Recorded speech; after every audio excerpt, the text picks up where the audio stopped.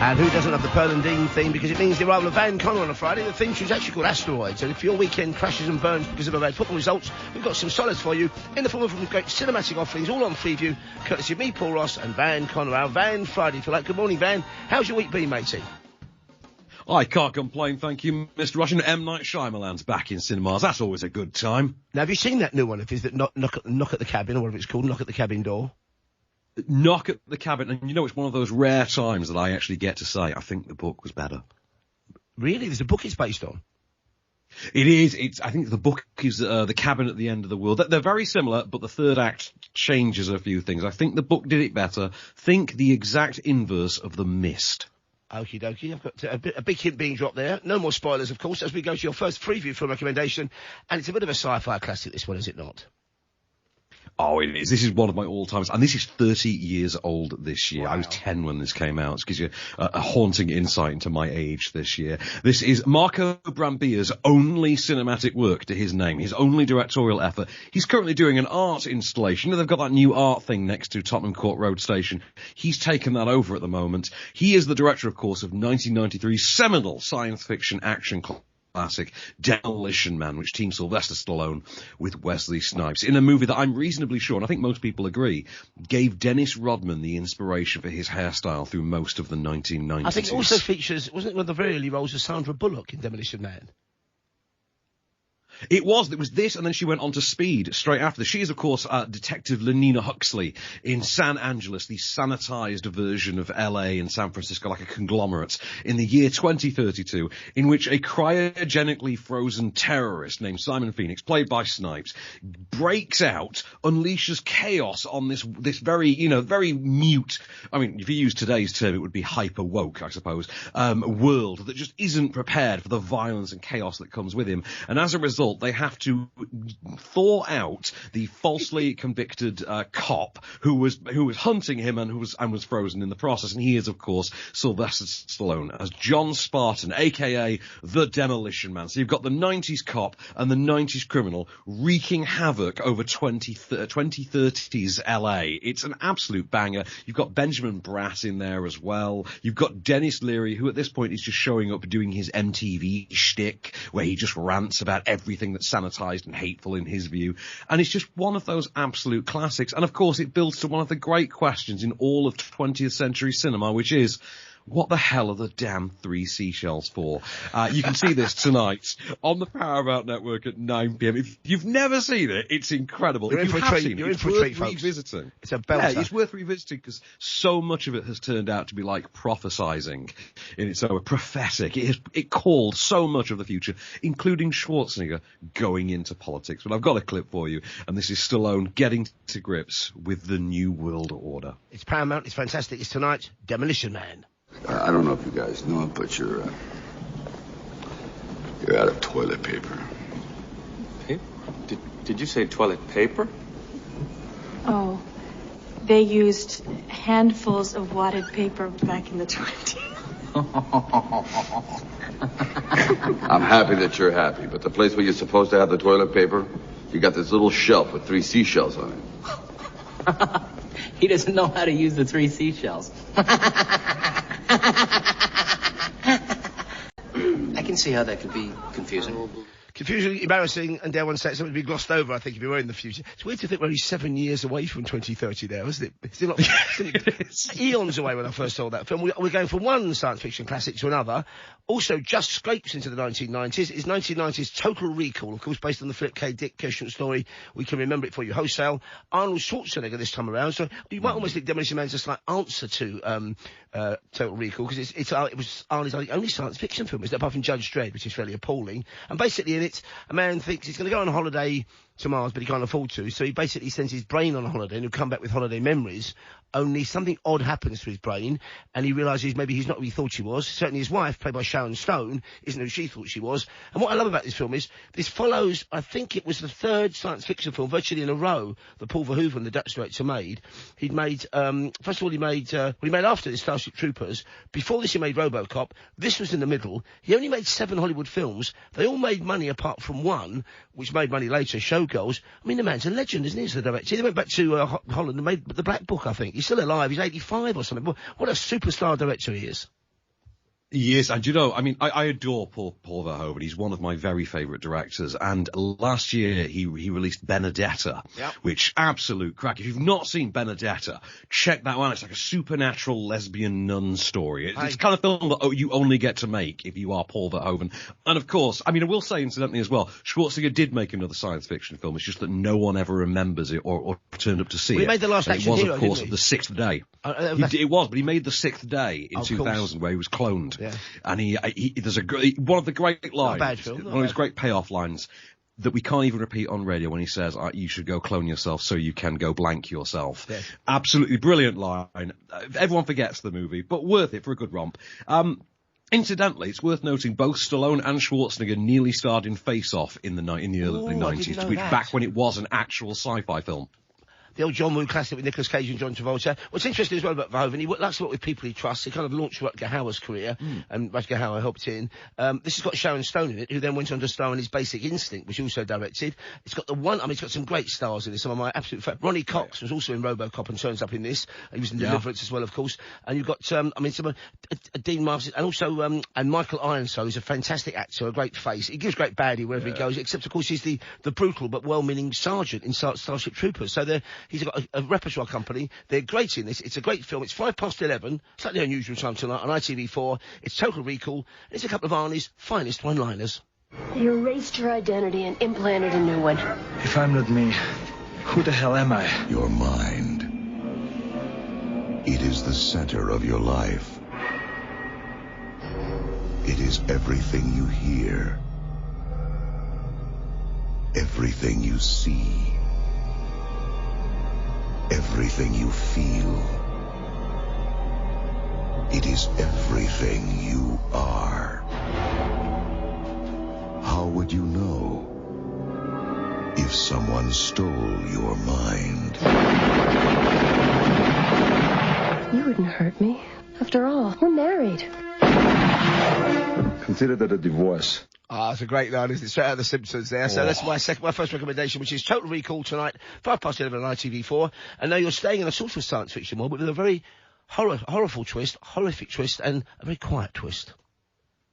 Yeah, indeed. We haven't even got a clip for this one. It's so quiet. So it's A Quiet Place from 2018, which was kind of a shocking directorial effort from actor John Krasinski, who also writes the screenplay and stars, alongside real-life partner Emily Blunt as well. They are the married couple who, along with their children, have survived the alien apocalypse, effectively. This is an alien race who are effectively blind and hunt based on sound. It so happens that they have managed to survive because their young daughter is deaf, and as a result they know ASL, they know American Sign Language, so the family are able to communicate via sign language. The only time we ever hear any sound within the movie really is when the family gets a brief respite and they just pop behind a nearby waterfall so they can have a conversation here and there. My friend John Nottingham wonderfully got in touch with me when this film was out to ask me, does this mean that whenever they have to break wind or they have a chili or anything like that, they have to pop behind the waterfall? How very vulgar. How very vulgar. A good question. Yeah, how very vulgar, but it is a solid question. It's like the three seashells. It's one of those things.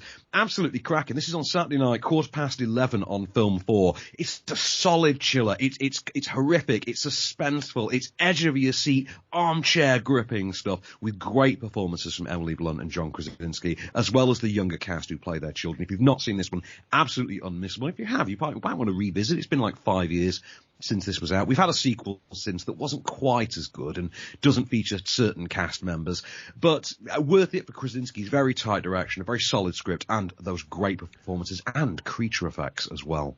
And I should say as well, to add even more, to ratchet up the tension even further, Emily Blunt's character is kind of about to pop on the pregnancy front. Oh, yes. And having been the father of 5 children, present at the birth of 4 of them, that's never a quiet process, which adds to the unbearably tense at times. But as you say, rather quiet. So we've got no clip. And it's on, remind us when it's on again, this one. It's on tomorrow night, isn't it, I think? Yeah, this one is Film 4 tomorrow night, Saturday night at 11:15. Unmissable. I say I would have a clip for you, but all I can do is say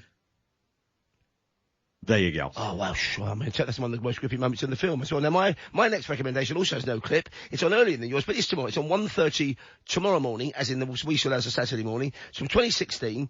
It's an amazing breakup, and I think the first live-action feature by a Korean director called Yeon Sang-ho, who wanted to make one other very good live-action film that was on Netflix a while ago. It may still be called Psychokinesis, a kind of superhero film. He made animated films. He made an animated sequel and prequel to this, and it is, of course, dodging zombies on a train in South Korea, train to Busan, and basically a dad takes his daughter on a trip, and they go on a nice family trip, and strange things happen as they're boarding the train, things get stranger, and they suddenly realise that people are infected by this hideous virus thing, which transforms them not only into incredibly ugly, like decomposing walking corpses, but into effectively flesh-tearing, flesh-eating zombies, and there is scene after scene of this, and it kind of builds, and some of the, I mean, I'm not going to give too much away. There's a scene where the train pulls into a station, and the passengers who aren't zombified think they can flee, and they see lots of soldiers, and the soldiers all got their backs to them.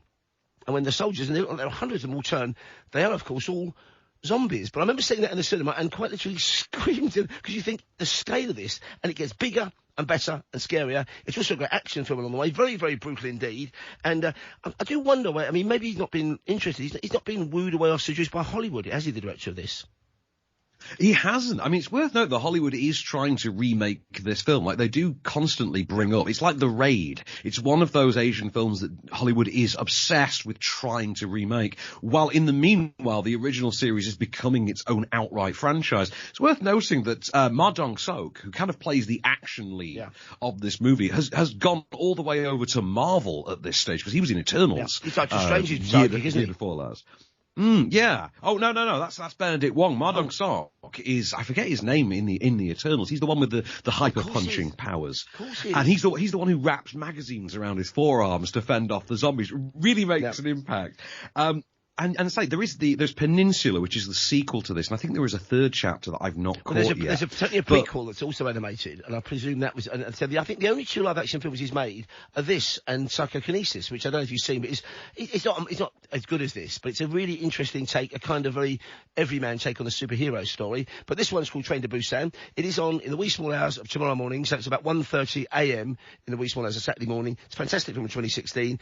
If you like your zombie films, you're going to love this one. No clip, of course, as I go on to my final recommendation. So we've had so far a science fiction film each, a horror science fiction film each, and now I've got a comedy for you. And not just any old comedy. I would say one of the greatest comedies, not just of the 80s, but for me, of all time. It's a wonderful, charming film. Robert De Niro apparently turned down the chance to play the lead. Thank goodness he did. He went with the rather po-faced, full of itself awakenings instead. People awakening from narcotics. Even Robin Williams being serious. And I mean, talk about odd casting. Robin being serious in that one. Robert De Niro trying to play it for laughs. But it's big, I'm talking about. Tom Hanks, fantastic. Elizabeth Perkins, John Hurd's in it. Robert Loggia, talking of great faces and great actors. And basically a boy, fed up with being treated as a boy because he is a boy, makes a wish at a fair and just wants to be big. And he wakes up in the morning, and the 11-year-old suddenly becomes somebody who looks like he's in his late 20s, and he gets a job at a toy firm. Completely ludicrous, but a brilliant high-concept comedy. And who doesn't like? I mean, it's a completely charming film. I can't think of one dud or wrong note in this film. Oh, and you say note, of course, it has that iconic sequence in which they're dancing in the toy store on the actual the floor-based piano. Lovely, absolutely wonderful film. This one, I've got to give you that one. I think what a double whammy of Tom Hanks comedy classics. This and Turner and Hooch would do it for me. And we have got a clip from this. It is big. It's from 1988. And it's a stone cold classic. You can see it 4:40. That's 20 to 5 in the old money. ITV2 Sunday afternoon. Pretty perfect scheduling, I'd have thought. Here we go. For Josh Baskin, life was a little unfair. Told you to take out the garbage. You missed the bus. I'm going to tell you again, Josh. Joshua Baskin. Josh! Until he made a little wish. I wish I were big. Sweetheart, it's 7:30. Are you up? Josh! 20th Century Fox presents Tom Hanks. Big. I turned into a grown-up, Mom. I made this wish on a machine, and it turned me into a grown-up. So now what? You get a job. Cannot get a job. I play with all of this stuff, and then I tell them what I think. And they pay you for that? Suckers! Vice President, he's only been here a week. See that girl over there in the red? She'll wrap her legs around you so tight you'll be begging for mercy. Well, I'll stay away from her then. It's so sweet, isn't it? I mean, the jokes are telegraphed, but they're great nonetheless. And John Hurdy's greatness, this kind of hideous yuppie type character. So that's my final recommendation. It's big. It's a very big film indeed. ITV2. I think Penny Marshall, who directed it, was the first woman ever to direct a film in Hollywood that broke the $100 million barrier with this one in profit. So fair play to her for that. ITV2, 20 to 5, Sunday afternoon. That's big. And what have you got to end with, Van? Well, I mean, we all love a good down and dirty, grisly actioner, and I can't think of anyone that does that better, other than Keanu Reeves, perhaps nowadays, in this particular style, than Charlize Theron, who basically just burst out the gates in 2017 with Atomic Blonde, which came from John Wick director David Leitch. It's based on the graphic novel, I think it was The Coldest City, I think it was, from back in 2012. Right. She is the British agent Lorraine Broughton, who is tasked with going to Berlin just on the eve of the end of the Cold War. So I think it's 1989, to try and recover a list of double agents. You know, this list that for some reason no one can keep a hold of in spy movies. There's always a list of double agents that always seems to go walkies in every spy movie. No one can ever keep a hold of this list. And along the way, we've got a cast that includes James McAvoy, and John Goodman's in there, Eddie Marsan, who's always good value for money, Sophia Boutella, and none other than the great Toby Jones. But this is all about the action scenes. There's some great single-take action sequences in this where you do just think, and it's clearly not a stunt double, it's very clearly Charlize Theron doing it, and whatever they're paying her, double it for the sequel that they're currently making for Netflix, because she's worth every penny. This has got some absolutely terrific action sequences, and it's quite a sexy nean-drenched film as well, I have to say. It's apparently Charlize Theron is quite easy on the eye. I've never noticed it myself. Who'd have thought? It's one of those movies as well. The cinematography of it, I think, is quite alluring. It's like John Wick. It is an action movie that David Leitch has brought us that's drenched in what they now refer to as bisexual lighting, which is the combination of blue and pink lighting. Got it. There's a lot of that going through it. Absolutely worth checking out. I've got a clip for you. This is Charlize Theron just kicking ass and taking names. You can see this on Film 4 Sunday night at 11:10, and believe me, she kicks booty like nobody else. Here we go. So, is this your first time in Berlin? Yes. Well, it's a remarkable time to be here. Wonderful music, superb nightlife, marvelous restaurants. You must try the Central Cafe for a drink. You'll need it later.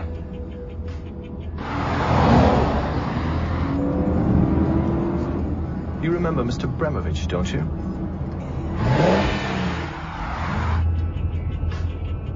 Of course you do. Well, he's very curious what you're doing here in Berlin. Great soundtrack as well, Van. Before you go, can you remind us how we can hear your fantastic podcast off screen? I think it drops a little later on this morning, does it not? It does indeed. 8 a.m. You can hear myself and Adam Ball on podcast platforms, in which, of course, this week we'll be talking about Knock at the Cabin, as we've said. And there's a new Shrek movie out. I don't know if you know this. Puss in Boots is back in The Last Wish, which gives us the long-awaited cinematic reunion of Antonio Banderas and Salma Hayek, albeit in animated form. Have you seen the Brendan Fraser new film, the Darren Aronofsky-directed film The Whale, yet? No, I haven't. You know why? Because they put the screening on the only day when we had rail strikes, so I'm going to miss out on that one. Oh, we can.